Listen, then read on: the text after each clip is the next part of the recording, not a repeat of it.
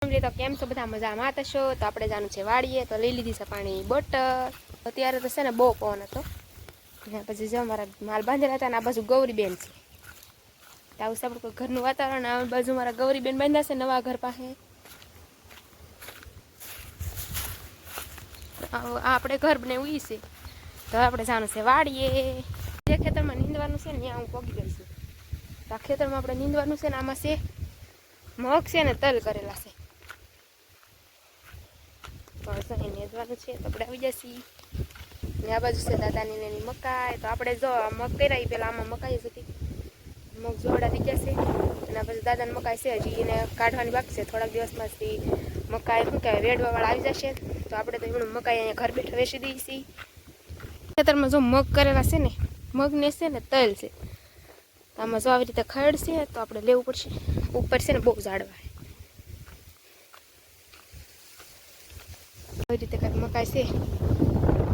થઈ ગઈ છે એવડી ને હવે થોડાક દિવસમાં પાકી જશે અને આપણે જો કાલે આ પારેલું છે મગ ને તલ એ જો આવું થઈ ગયું છે અને ઓલી બાજુ પારવાનું બાકી છે એ જો આવી રીતે છે પારેલું છે આવી રીતે છે બાજરી તો બાજરી જો આવડી થઈ ગઈ છે આપણે બીજો થોડાક દિવસ પહેલાં પારતા એ પણ આવડી થઈ ગઈ છે એક 2 મહિનાની વાર લાગશે પછી પાકી જશે અમારી સાથે એક મિત્ર છે એ તો મારી સાથે જ હોય ખેતરમાં આવી ત્યારે જરા આ ભાઈ કૂતરું છે ને અમારી હું જાણે જાઉં ને ત્યાં મારી હારે જ હોય હું ખેતરમાં આવું એટલે કૂતરી મારી હારે આવે ને આવે જ હું ઘરે જાય ત્યારે પછી વિયાશ મારે હારે આપણે ભૂરો તો છે એ ભૂરો તો અત્યારે ઘેરે છે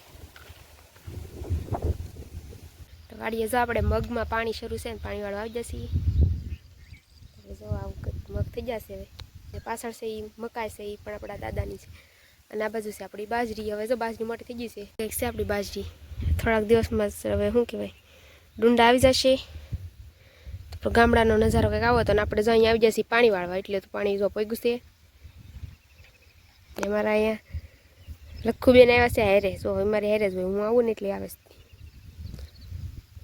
વાતાવરણ છે ને બહુ મસ્ત હતું કારણ કે ઠંડો ઠંડો પવન છે ને તડકો નથી લાગતો ને આ બાજુ તો આપણે પાણી છે બાજુમાં કેનાલ છે એટલે ઓછો વાંધો આવે તડકો ઓછો પડે આપણે ઘર બાજુ